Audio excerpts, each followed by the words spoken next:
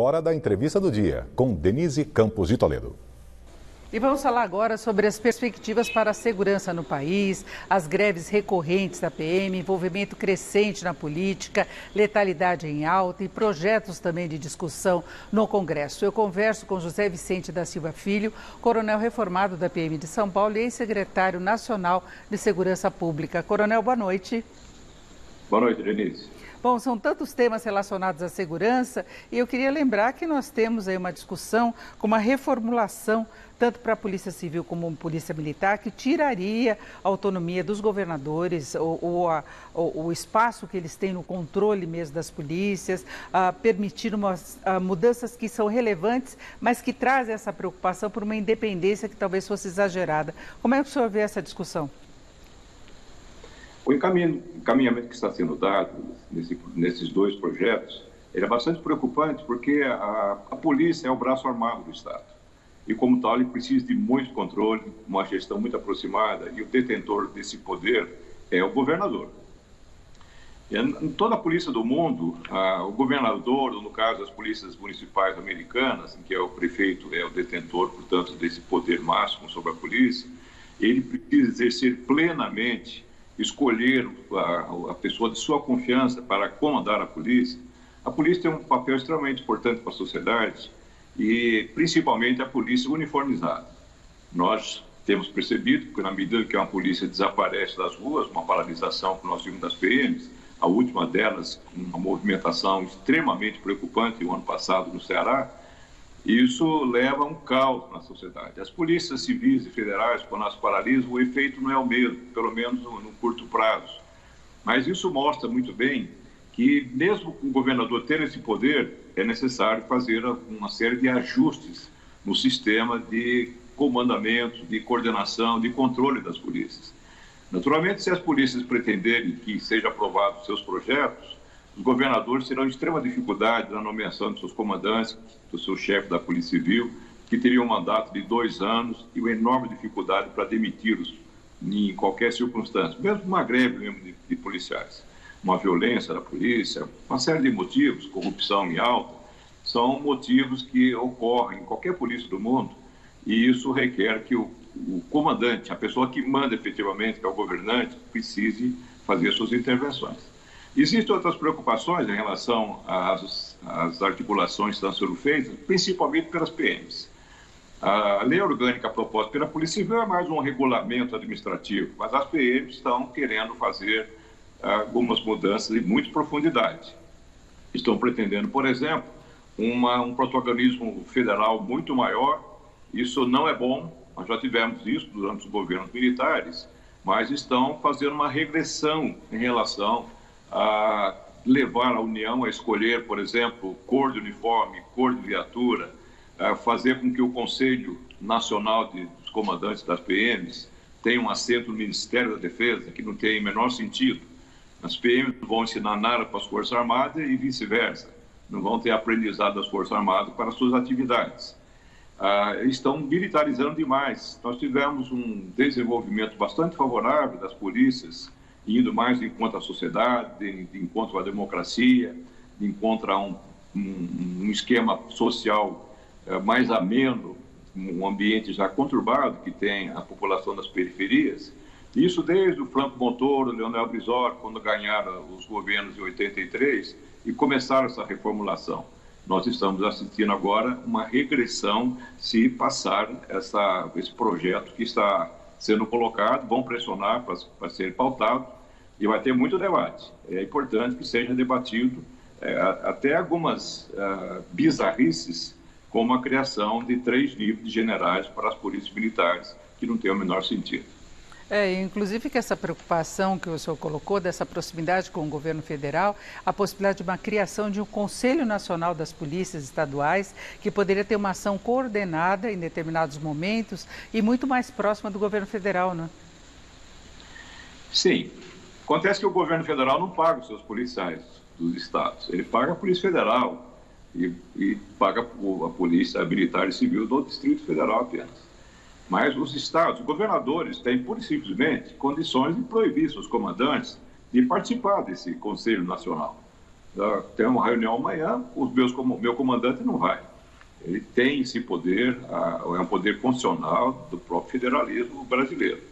E há algumas pontes que estão tentando se colocar aí para que as polícias militares fiquem um pouco mais ligadas à estrutura militar federal, naturalmente, das Forças Armadas, porque em vários momentos eles falam em simetria com as Forças Armadas.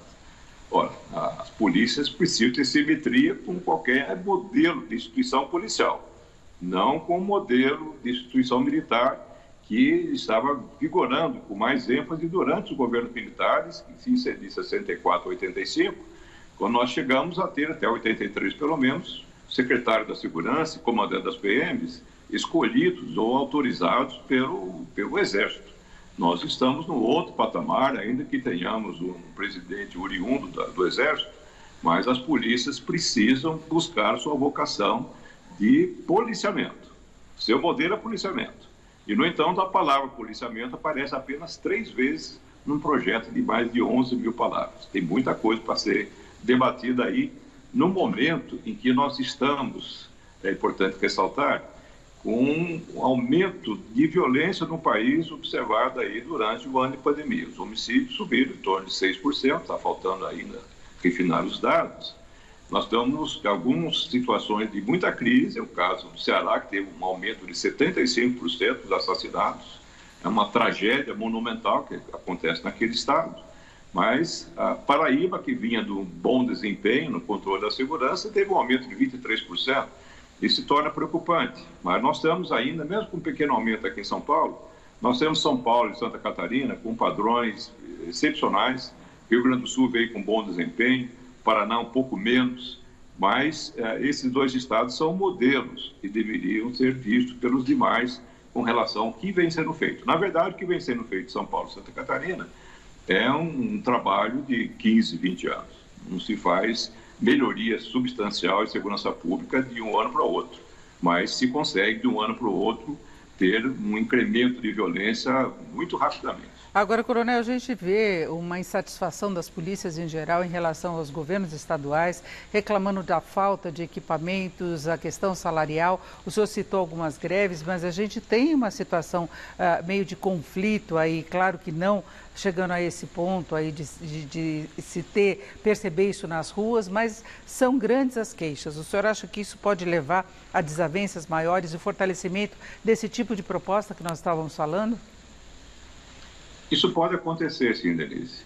Vamos lembrar que as condições de trabalho dos policiais militares em todo o país são condições bastante difíceis, muito ásperas. Trabalham muito, os policiais trabalham geralmente 12 horas. É insuportável ficar com um colete pesado no peito, um fardamento, armamento, equipamento dentro de uma viatura 12 horas, sem alimentação praticamente.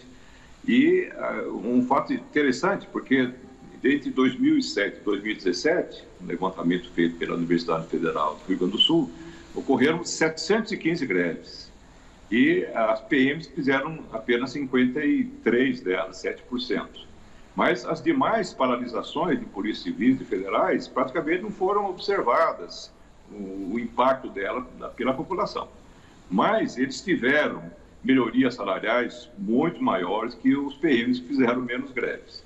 Os governos reclamam que os efetivos são grandes das polícias, mas com pouquíssimas exceções, como é o caso do Distrito Federal, do Sergipe, do Rio Grande do Sul, que tiveram bons salários, a maioria dos estados está penando e isso cria uma situação bastante difícil para os governadores. Estão sem caixa, estão com crise fiscal, resultado da pandemia, mas vão ter que driblar esse tipo de problema aí, já que começa a partir de agora uma ladeira abaixo da campanha eleitoral do ano que vem. E tem uma insatisfação também no estado de São Paulo.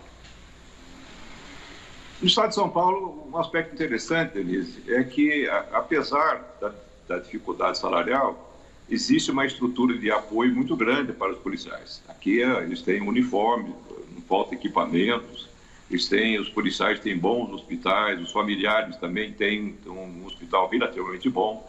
E esses fatores, existe uma rede de clubes, de entidades, são mais de 60 clubes que nós temos, que dão algum suporte social para os policiais. E a PM de São Paulo foi a única polícia do Brasil que nunca fez greve. Então, é um detalhe importante de uma pesquisa feita pelo INSPER, mostrou que os policiais aqui em São Paulo têm um altíssimo grau de identificação. Eles se sentem bem, gostam da sua instituição. Claro que isso tem limites, né? Mas é um fator que ajuda bastante a sustentar esses momentos difíceis. Mas está na hora de fazer uma programação para melhorar as condições de trabalho, inclusive o salário, realmente está passando a hora. Bem, e, Coronel, tem a questão das armas também, que nós tivemos desde o início do atual governo uma tentativa de ir liberando a aquisição de armas, teve redução de impostos para a importação e o que chegamos é mais de 1 milhão de armas na mão da população, né, da sociedade civil, fora os caçadores, atiradores, aqueles que são colecionadores que também podem adquirir. O senhor acha que esse é um movimento preocupante?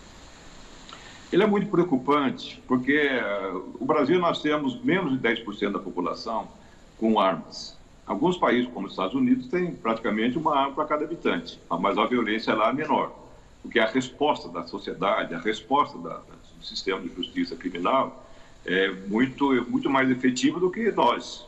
Nós, com menos armas, fazemos muito mais estrago em termos de violência. Essa é uma preocupação e é lamentável a ingenuidade que coloca aí o próprio presidente Bolsonaro, achando que armar a população vai fazer com que isso intimide criminosos ou que a população armada vá defender a democracia ou o país de algum tirano, um monte de bobagem, enfim.